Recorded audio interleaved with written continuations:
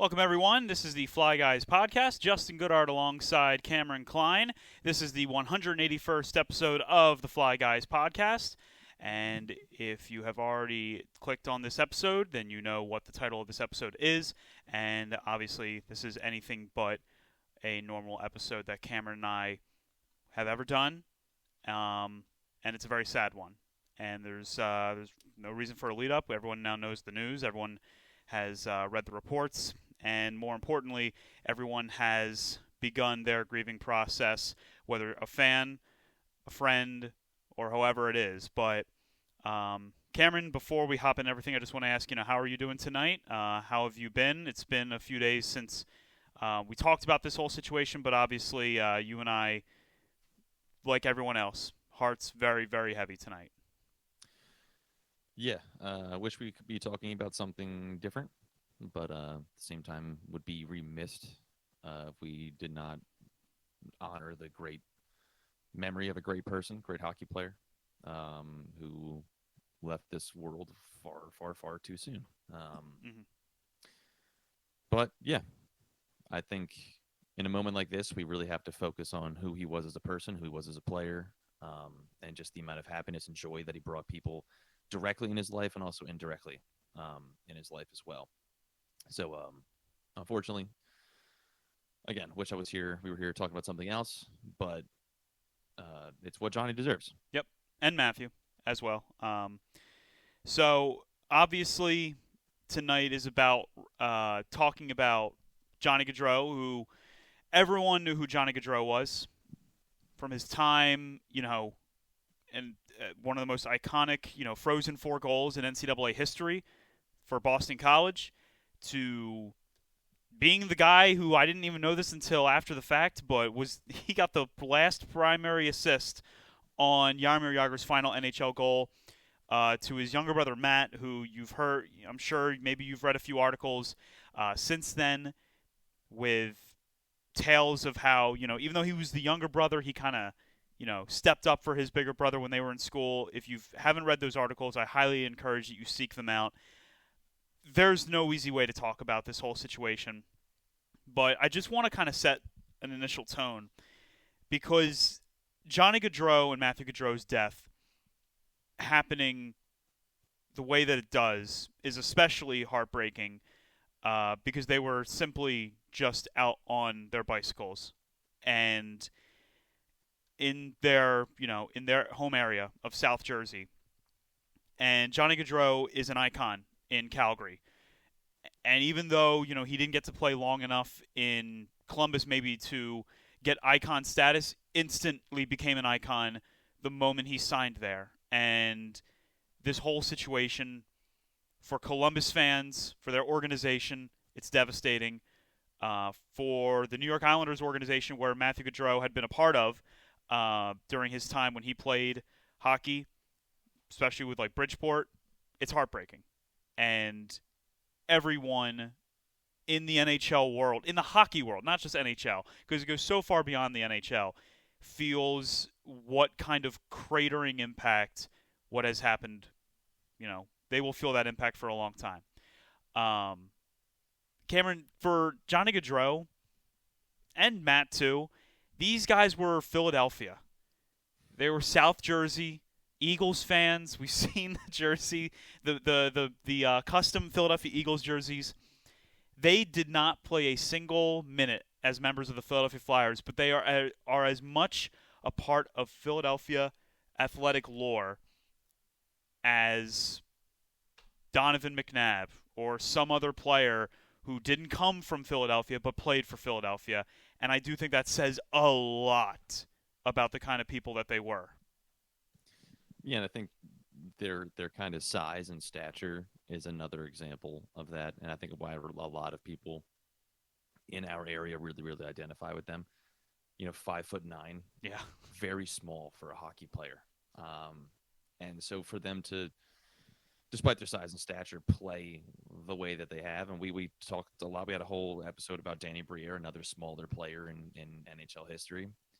And how he had to basically be this kind of pit bull of a player in order to kind of give himself that extra advantage. And Johnny and Matthew were both kind of the same way. They had to have that extra edge, and that is exactly what Philadelphia really, really identifies itself as. And I think that's why it hit very, very close to home for a lot of people, is because, as you said, the photos of them in Eagles jerseys and Flyers hats and growing up, half of us are looking at those photos being like, I had that hat. Yep. I had that jacket. Like, they were very much just one of us who happened to be extremely skilled, having an incredible amount of talent to reach the level that they did. But yet they always still held on to that aura. Yeah. I guess is the best word I can use for it, where any interview, any time you saw him play, it just looked like it was somebody we played street hockey with down the street. Like, oh, there's Johnny who made it. And it was just normal. I think that's what was so appealing about him. I think that's an interesting thing that you mentioned. There's Johnny who made it. We all grew up picking up a football, a basketball, a hockey stick, a baseball bat. It didn't matter what it was. We all grew up picking that up for the first time and playing that sport. We were maybe 4 years old. Maybe we were 5 years old. It doesn't matter. We all did that. And at 5 years old, 6 years old, Johnny and Matthew Gaudreau would have been the same exact kid that Cameron and I were. Or you'd think, right? You'd think. Well, that you listening, that you were. But then it goes a little further than that. Then you see the video of a young Johnny Gaudreau at 8 years old skating up and down the ice, looking like Connor McDavid in the Stanley Cup playoffs. And right then and there, you say to yourself, well, that kid is special, and he's a little bit above those 5 and 6 year olds that are trying it out for the first time. Yeah. And so we all had that same dream. We all had the dream of making it. We all used to be in our driveways pretending it's Game 7 of a playoff game, and you're the one that's scoring the overtime winner, and you throw your hands up in the air like you've really just accomplished it. Well, Johnny and Matthew Gaudreau didn't just, have that dream. Johnny got to live that dream in 2022 when he scored a Game 7 at-home goal in overtime against the Dallas Stars to send the Calgary Flames to the second round of the Stanley Cup playoffs. We all had this dream of being a hero, like Johnny Gaudreau was against the Anaheim Ducks in Game 3 of the Western Stanley Cup playoffs against, with 15 seconds left, he scores a goal. We all have dreams, even in college, of, man, what could I have been? Could I have been a college athlete? I know I couldn't have. Cameron, I think, could have been, but I know I couldn't have been. But there's Johnny Gaudreau scoring an unbelievable goal, to seal it for Boston College, where Kevin Hayes played, where so many amazing athletes have gone. And I know that, honestly, it's easy to forget that these guys are humans too, because we get swept up in how wonderful these athletes are. Not just hockey, football, baseball, it doesn't matter. You get swept up in how incredible these athletes are. You do forget that they're human just like you and I, and that they came from the same stomping grounds as you and I. They had to pick up a stick. Sidney Crosby had to pick up a stick at one point and fire a puck into a dryer or a washing machine, whatever it was. It becomes heartbreakingly difficult to process that they're humans just like you and I, when the reason why we have to remember that they're humans is because of the tragedy that ensued the other night. We lost a hockey icon, and we lost two hockey ambassadors. It's not like Matthew's, journey ended just because he didn't have the same level of playing career as Johnny Gaudreau did in the NHL. Matt had gone back to help with youth hockey. And I'm sure Johnny probably wouldn't have been too far behind him after his playing career had ended as well. Matthew was a very talented player who also played 4 years at Boston College like Johnny Gaudreau did. Matthew played for the Bridgeport Sound Tigers, the Worcester Railers, the Reading Royals, who is an ECHL team with the Philadelphia Flyers. So he was a part of the Flyers organization. They were both a part of the Flyers Ed Snyder Youth Hockey Foundation. And one of them didn't just become a good hockey player. One of them had a 115-point season in one of the most memorable seasons Calgary Flames fans will always have to hold on to, no matter old or young. 33 points in 42 playoff games for Johnny Gaudreau. Won the Lady Byng Award. I could go on, but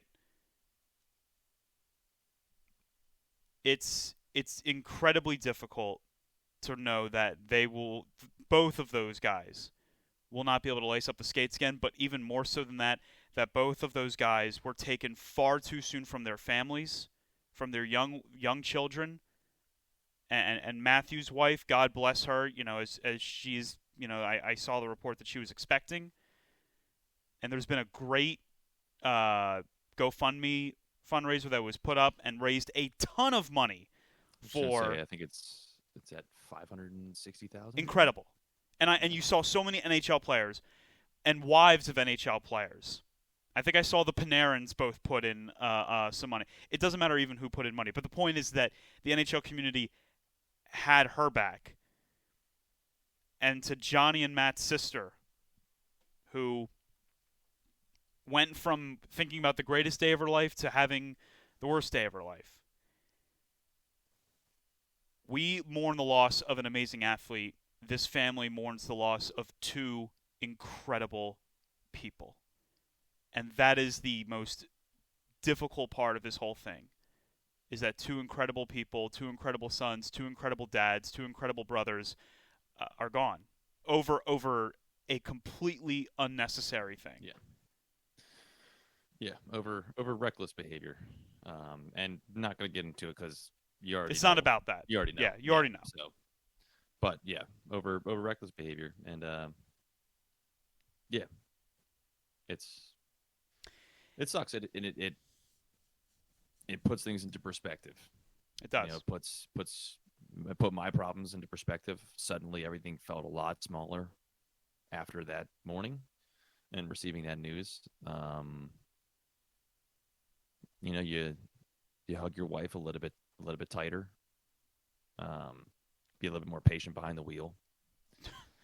Most certainly, I found myself being a lot more conscious of if I found myself speeding, I noticed myself just letting off the gas and being like, I'm in no rush. Like, there's no rush to go anywhere.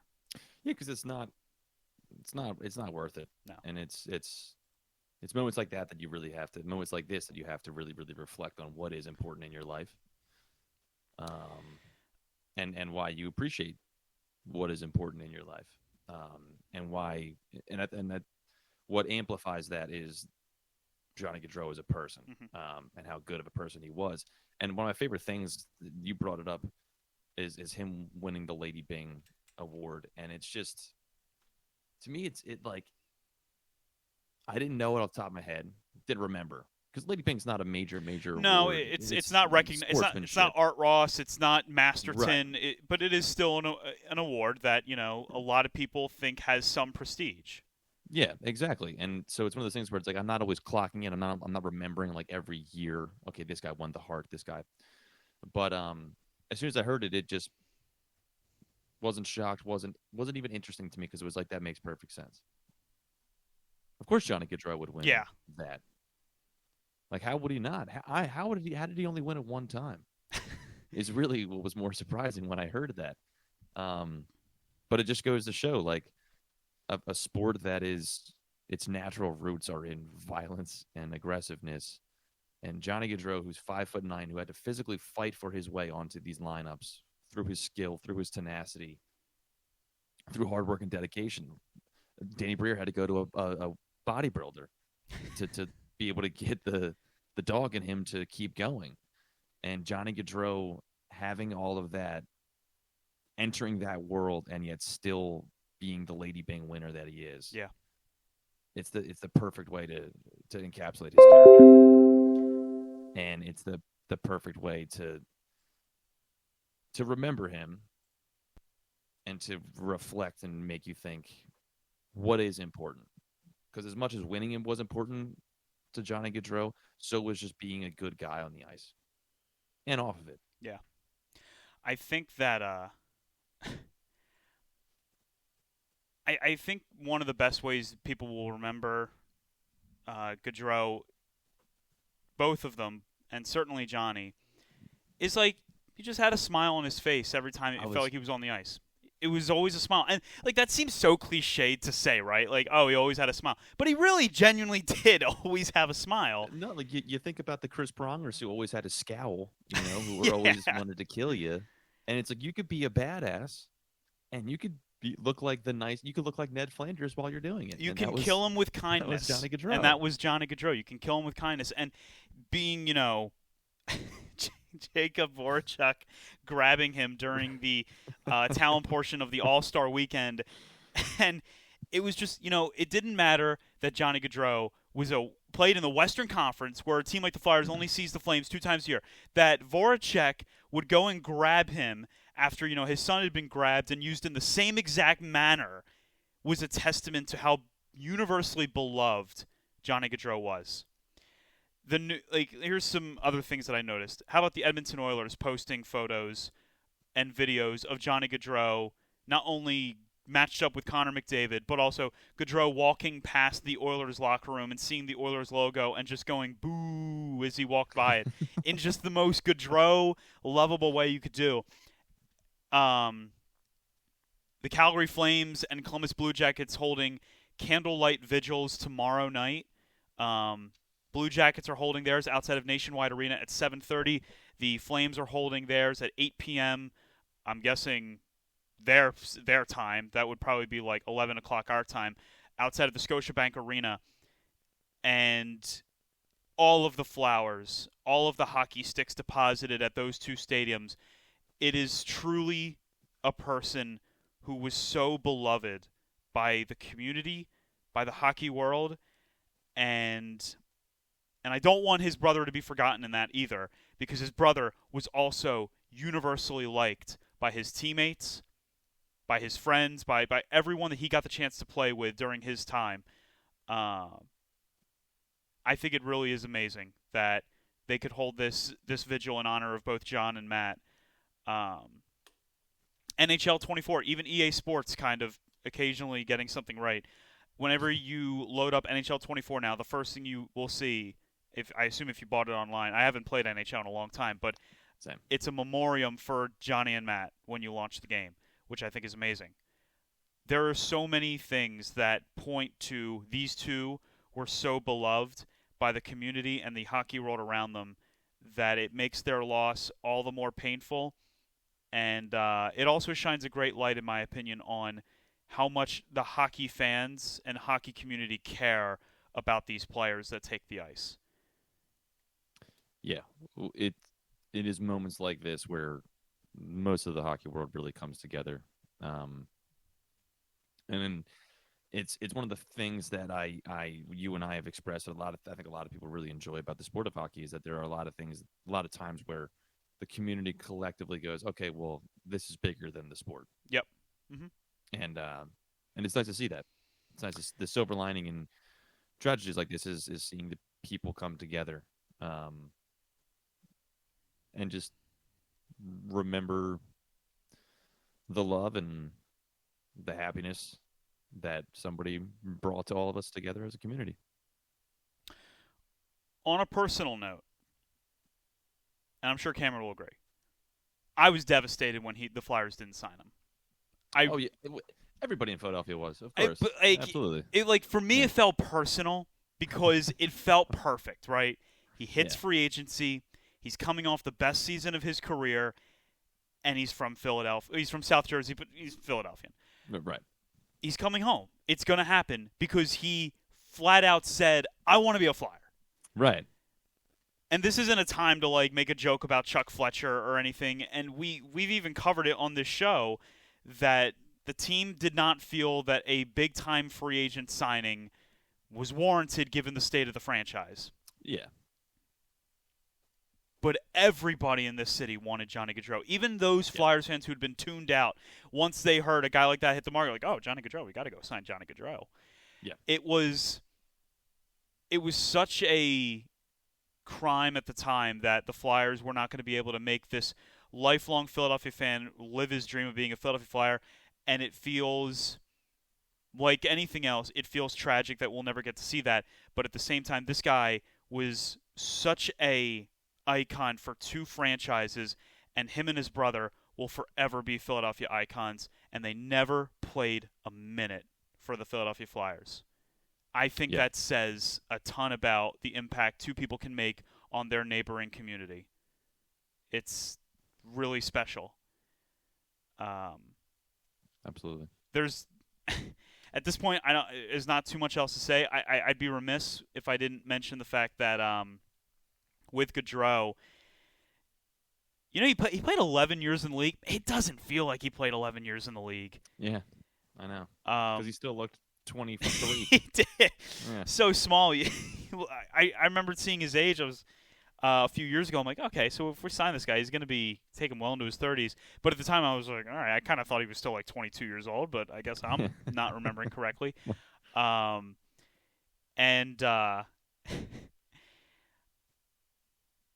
mean, that goal against Dallas was just classic Johnny Gaudreau. An impossible angled shot where it's like there's no, like almost Patrick Kane against Michael Leighton angle, and you're like, that's not going in. And that's the goal that beats the Dallas Stars to send the team to the playoffs.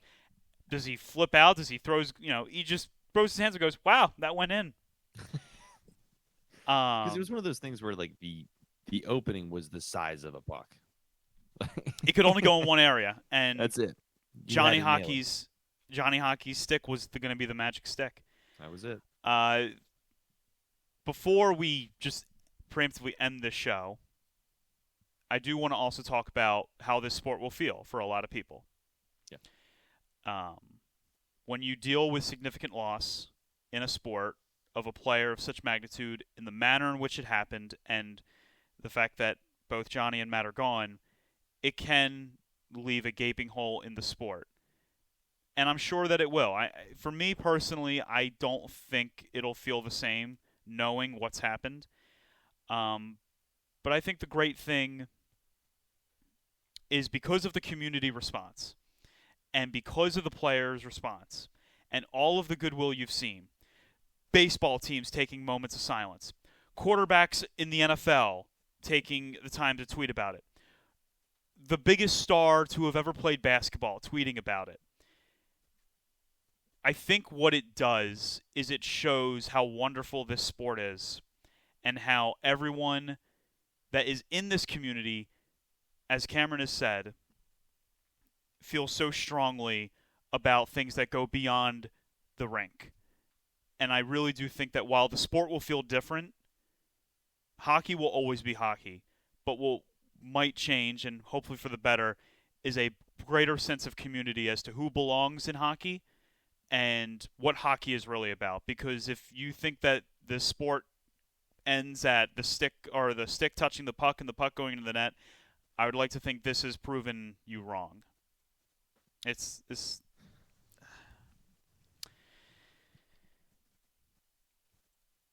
You know, it's funny. Like there was no NHL news for a few days, and then I saw that Leon Draisaitl signed an 8-year, $14 million extension. Yes. And my first thought was, I was like, not going to be a Flyer. Great. That's what I thought. My next thought was, wow, when Connor McDavid is eligible for an extension, oh my goodness. Yeah, what's that contract going to look like? Yeah, no. It was a reminder, though, that the world, we move on, and we continue to move forward.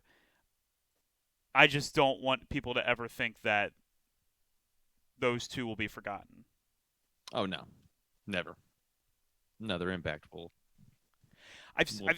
remain. I've seen some people call for the Calgary Flames to retire 13. I personally think that's a wonderful idea. I think that he was a big enough star in Calgary where you can justify it. I don't think Yeah. Calgary has too many retired. Well, I shouldn't say that. I don't know a ton about Calgary Flame history, but when you think of Calgary Flame history, you kind of think of guys like Jerome Uginla, Mika Kiprusoff, Lenny McDonald. Like, these are guys that you typically think about, but Johnny Gaudreau is absolutely in that core grouping of players that you will immediately think about when you think of the Calgary Flames. Some said that the Columbus Blue Jackets should retire number 13. I would not be opposed to it. It feels like he did not play long enough in Columbus where maybe they'll do that, but if they have a Ring of Honor, he'll be in the Ring of Honor. And I could see that. I could definitely see Calgary possibly retiring his number. The ones that they do have, Laney McDonald, number 9, played from 81 to 89. Jerome McGinley, 96 to 2013. Mike Vernon, 82 to 94. Vernon, 2000 to 2002. Okay. Mika Kiprusoff, 2003 to 2013. What number was Kiprusoff? Was he 34? He was 34. Okay. That's correct. Okay. But yeah. So I could definitely see them. As you can tell right there, like, one, Calgary does not get a ton of big-time stars. No, and a relatively younger franchise, too, especially when it comes to Canadian franchises. Yeah, well, 100% with that. So I think that Calgary will probably do the right thing. Those 2 games this season between the Columbus Blue Jackets and the Calgary Flames, you know that they're going to do something at Nationwide Arena and Scotiabank. You know that's going to happen. There's going to be a lot of wonderful gestures that you see over this next season and maybe even beyond when it comes to those 2 individuals. I just want to also remind everyone that when you're really mad at a player that plays for your team, Phillies fans giving Taijuan Walker every amount of crap they can possibly give, and granted, he has not pitched well. It doesn't matter which player it is. These guys are humans, and this is a stark, dark reminder that at a moment's notice, a great athlete can be taken from us far sooner than they should be. Yeah. Or in this case, 2 great athletes. Yeah. Cameron, do you have anything more you wanted to add? I was going to say it's just another example of just, it's a thing that puts things into perspective of having patience, being a little bit more forgiving, trying to be a little more understanding, that kind of thing. So yeah, that's about it. I think that is it. For the Fly Guys podcast, my name is Justin Goodhart. This is Cameron Klein. The Fly Guys podcast is presented by Bet Online. And I say this after every show, but this one will carry a bit more meaning with me when I say it. Be happy, be healthy. If you have a moment to call your loved ones, call them. And for Johnny and Matthew Gaudreau, thank you for everything you gave to the sport of hockey. And we will genuinely and dearly miss you.